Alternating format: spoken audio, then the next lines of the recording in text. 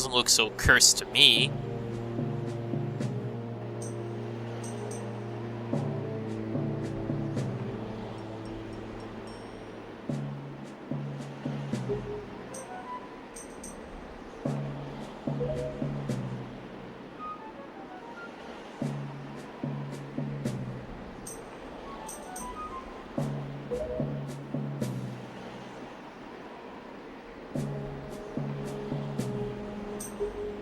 Or the Seekers are probably trying to get those hearts on the ledge, but they're too stupid to ascend.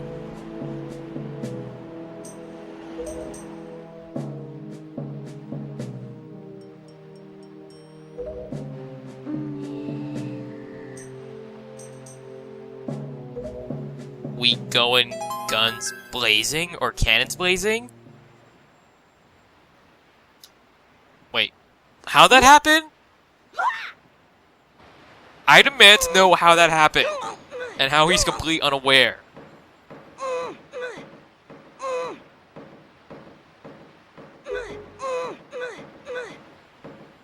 I do not trust this.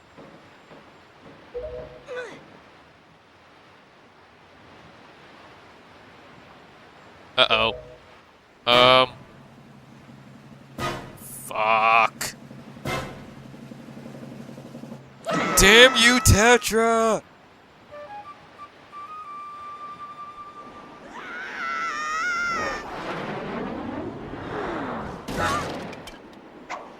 Damn Nintendo physics.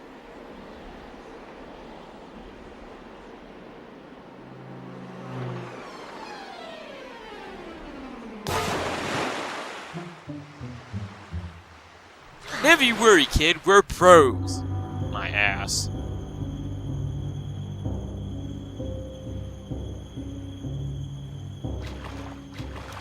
Well, this sucks.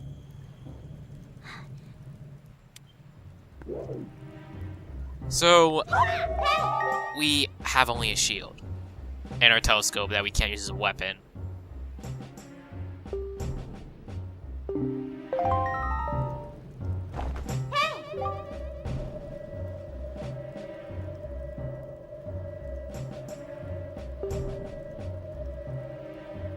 You know, when you look at it, Tetra being able to slip that stone into Link's pocket kind of makes sense, because being a pirate, it's kind of like pickpocketing, maybe?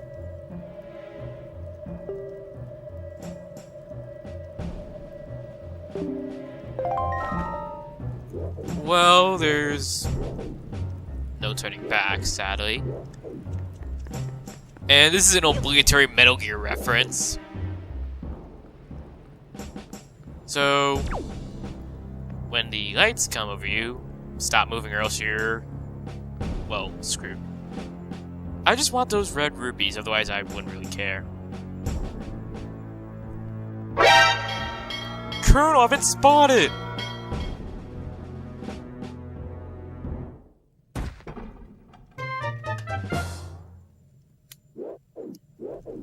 And if by chance you do get put into jail like I did.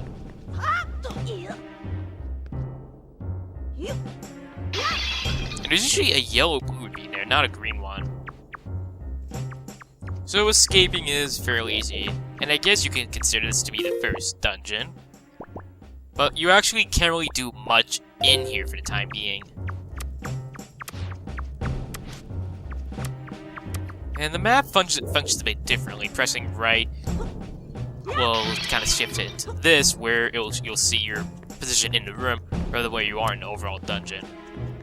You don't actually need the map or compass to have the map out there, unlike in Majora's Mask. I think you can do that in Ocarina of Time, but I'm not sure. I wouldn't exactly say the map is that useful in this game, but it's still helpful to have. So, it's actually a good thing that I got caught, though, because there's something I want to show.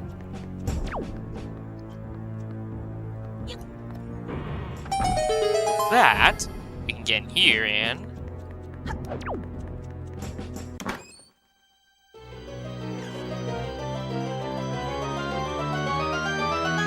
we got our first piece of heart.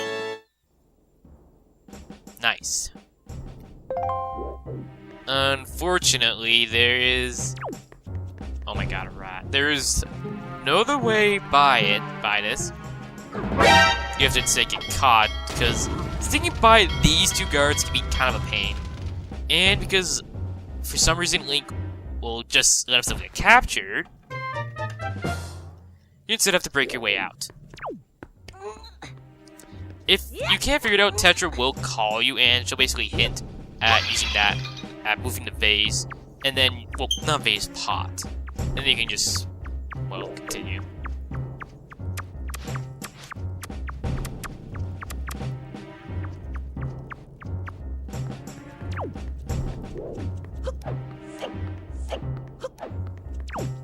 I'm sure if Orca was here, he'd be... If Orca saw that, he'd probably facepalm. So, as you can tell, we have to do something about those. As you can guess, we need to do something about the searchlights. And Tetra has a hint.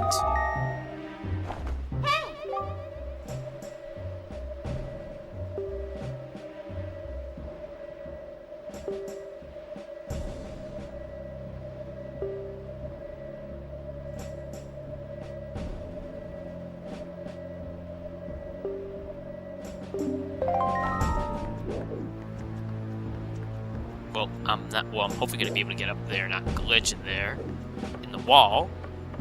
But Tetra kind of hinted at something new in this game: the ability to pick up enemy weapons. It's a nice little thing, and you need to use it here, because you actually do have to get rid of at least one of the searchlights, and not like any one of them. You have to get rid of a specific one. Hey, I don't know how he broke it. So, this functions a bit similar to your sword. Like, you do a spin attack. You can't do a jump attack. You don't really get a combo, you just, like, swing it rapidly like that.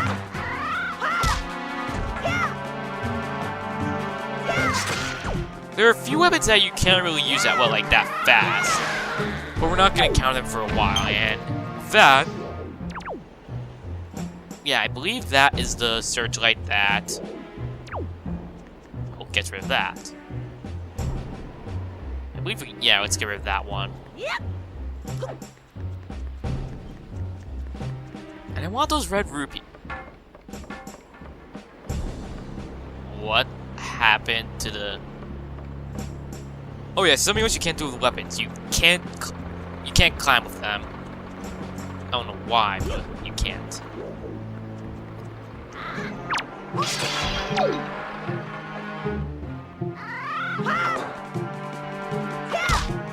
But yeah, I don't know why you can't. I don't know what happened to that one. I don't know what this thing is actually called. I really don't know. That has never happened. I'm gonna come for that red ruby at a later point. Until then, we have to basically proceed through the dungeon. And that little arrow you see on the map, like in the upper right corner, that's the wind direction. That's gonna play key in a little later. And right here we can find a compass.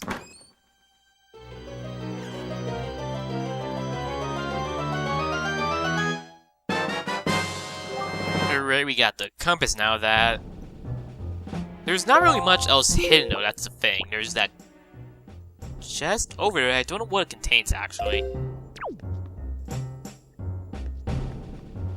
If you know what's good for you, try not to fall in there. And I thought I did fall into there, because it looked like Link didn't grab it.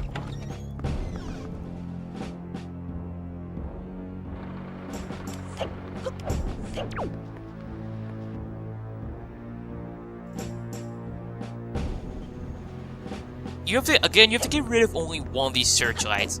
I think it's the first one I got rid of. Not like this and the last one. Because there's no other way to get over there, like through there.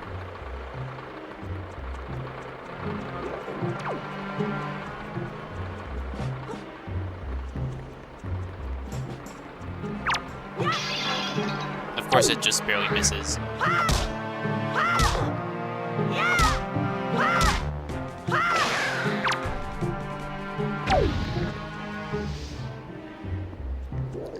And with that, we can grab those red rupees, but not yet.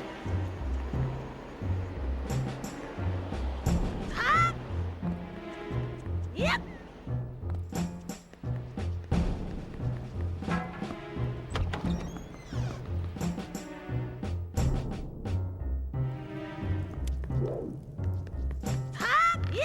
That could have been bad. Luckily, I still made it over somehow. I don't know exactly how.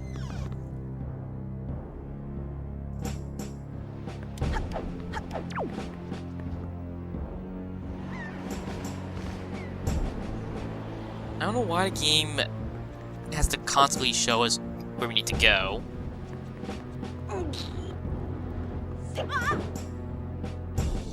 That can be very useful if you get caught at any point getting, or fall at any point in climbing up, you know, for the rest of the fortress.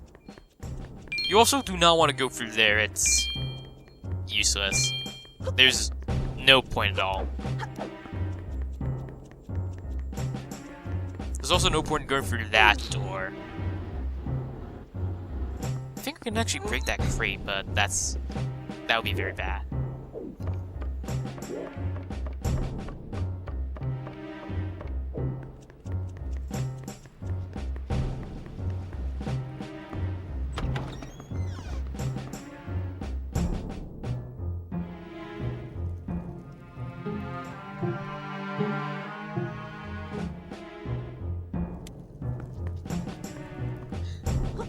Honestly, this part of the game is kind of difficult. Even though I find it easy to get through Splinter Cell games and even Hitman, those rats love to screw you up. Luckily, that moblin happened to not hear us. But honestly, I don't like stealth sections in a Zelda game.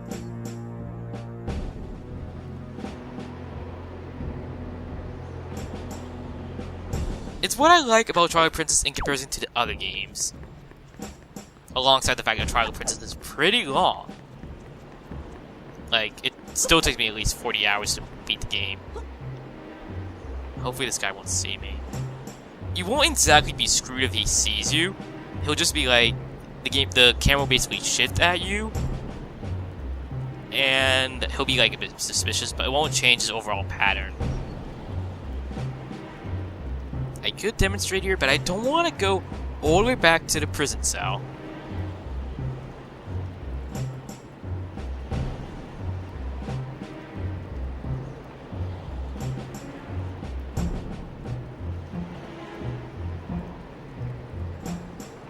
You don't have to worry because they can't like knock you out of the barrel.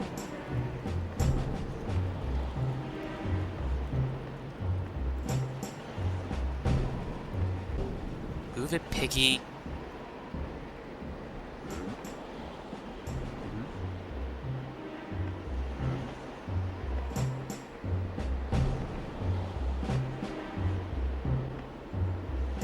I think it's fine to get rid of the barrel.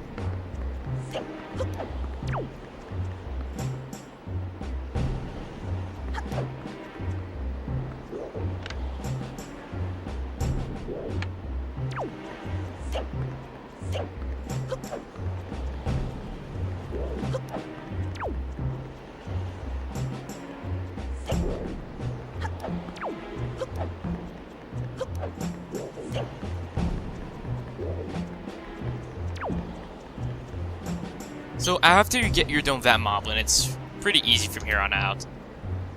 You just have to sidle against the walls.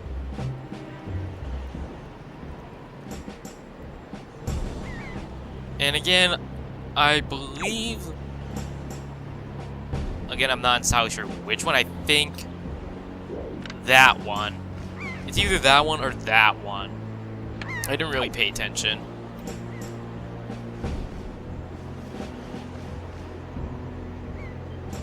And how did I not grab those green rupees?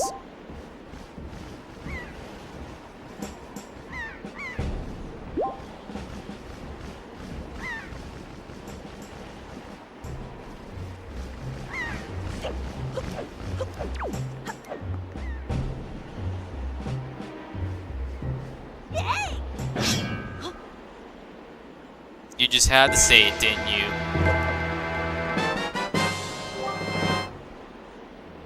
We're not gonna drop it as long as we don't really associate ourselves with Tetra. I wouldn't worry about dropping it. And that was an awesome kill, but Lynx had to obstruct it. Ooh, this is something new. Orbs. Sometimes if you kill an enemy, they'll drop an orb, which basically will give a bunch of rupees and something for the spoils bag. And joy pendants. You're gonna find a lot of these, and you're gonna question why they're in some spots of the game. I don't know why, but you actually cannot. You can't cause that enemy to drop his weapon. You have to take up your shield, your sword.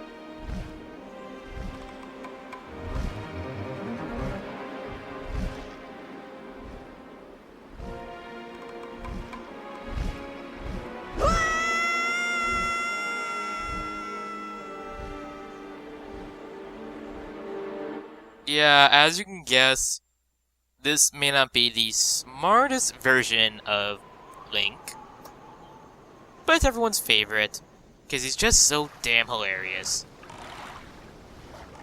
Because who else would just stare into the face of a giant bird, instead of run off when it's obvious the bird's gonna pick them up? Hey.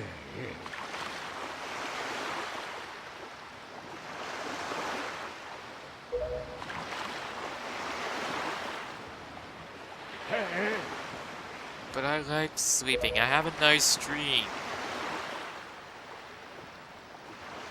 That was an awesome dream I was having. I was surrounded by sandwiches.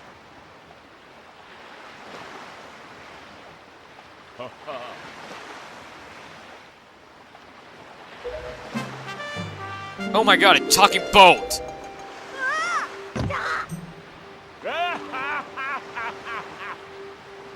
Hey, this boat looks awesome, actually.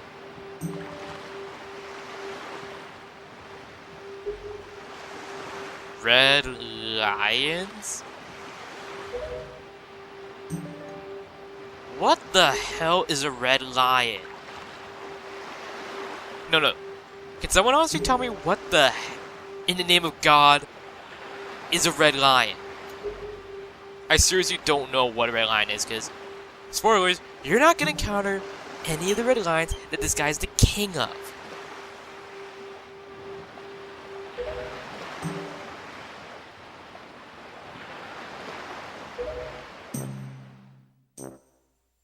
Yep, the same guy from the intro.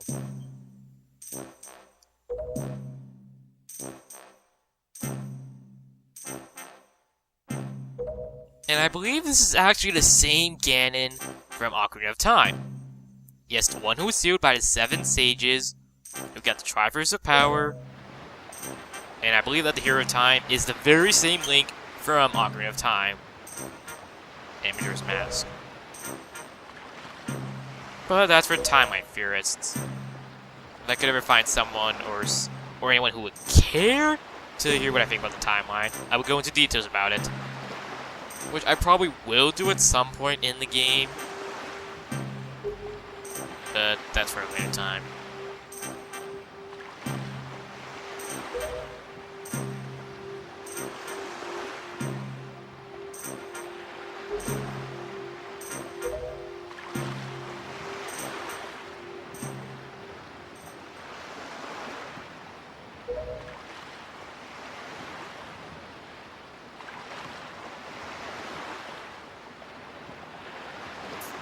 Failure.